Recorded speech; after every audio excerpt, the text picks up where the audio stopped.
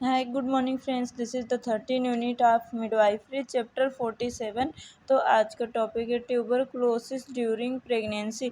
इसके अंदर क्या होता है कि ट्यूबरक्लोसिस जो होता है आपका हाईली इन्फेक्शन डिसीज़ होता है, जो मायो बैक्टीरियम ट्यूबरक्लोसिस के द्वारा ये बैक्टीरिया मतलब ये उत्पन्न होता है। और ये एक जो एसिड फास्ट बेसिलाई होता है, और ये HIV इन्फेक्शन के मतलब बढ़ने के साथ ही ज़्यादा ये TB के भी मतलब पेशेंट जो होते हैं उनकी भी संख्या को ये बढ़ा देती है, ठीक है। और इसका जो मोड ऑफ़ ट्रांसमिशन होता है तो उसके बारे में जान लेते हैं। तो इसमें आपका ड्रॉपलेट इन्फेक्शन होगा, मोड ऑफ़ ट्रांसमिशन इसका।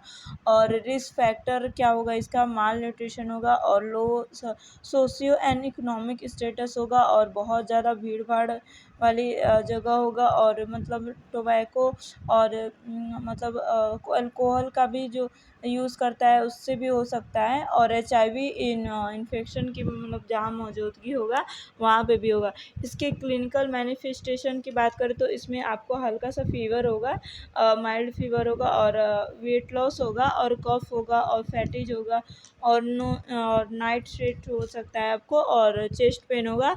और इसके प्रेगनेंसी पे क्या क्या इफ़ेक्ट पड़ेगा, तो प्लेसेंटा के द्वारा जो फीटस होगा तो उसका इन्फेक्शन ना होने की संभावना बहुत कम होती है, ठीक है। ड्यूरिंग लेबर जो होती है वो इन्फेक्शन एमनियोटिक फ्लूइड के मतलब जो होता है उसके फीटस द्वारा एस्पिरेट करने से मतलब वो इन्फेक्शन हो सकता है। और आफ्टर डिलीवरी क्या होता है कि न्यू बॉर्न जो होता है तो इन्फेक्शन जो होता है वो लोगों के संपर्क में आने से, मतलब लोगों के कांटेक्ट में आने से होता है, और ये मतलब वो लोग इन्फेक्टेड हो जाते हैं। और इसका डायग्नोसिस क्या होता है, तो इसका डायग्नोसिस आप चेस्ट एक्सरे के द्वारा कर सकते हैं। जैसे कि इसमें प्रेगनेंसी के 20 वीक के बाद मतलब चेस्ट एक्सरे होता है, एक्सरे होगा, और एक्सरे के द्वारा जो आपका एब्डोमेन है, एब्डोमेन के लिए आपको लीड शील्ड का यूज़ करना चाहिए। और ट्यूबरकुलिन स्किन टेस्ट होगा, इसके लिए आपको 0.1 ml प्यूराफाइड प्रोटीन प्रिवेंटिव का मतलब यूज़ किया जाता है। और टीबी मैनेजमेंट की बात करें संक्रमित तो फीमेल को ड्यूरिंग जो प्रेगनेंसी मतलब टीबी अतिरिक्त जो भी लेबर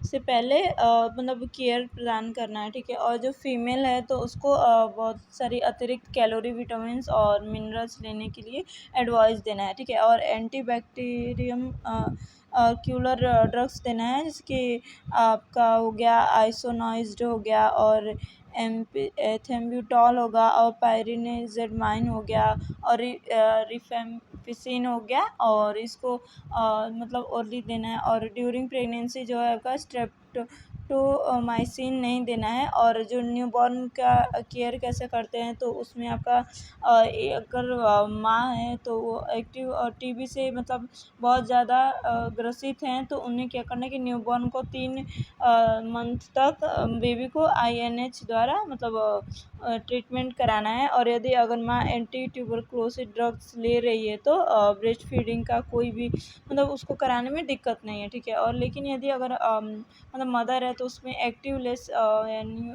घाव उपस्थित हैं, तो उसमें ब्रेस्ट फीडिंग नहीं एडवाइस करना है कि उसको नहीं करना है, ब्रेस्ट फीडिंग कराना है। और बच्चे के मतलब आइसोलेट रखना चाहिए। और न्यूबॉर्न को मतलब जन्म के तुरंत बाद आपका BCG का वैक्सीन लगाना है, ठीक है। और कंट्रासेप्टिव से रिलेटेड कुछ मतलब सलाह देना है, तो उसमें क्या क्या होगा कि फ़ीमेल को 2 साल तक पुनः मतलब प्रेग्नेंट होने से बचने के लिए मतलब उनको एडवाइस देना है।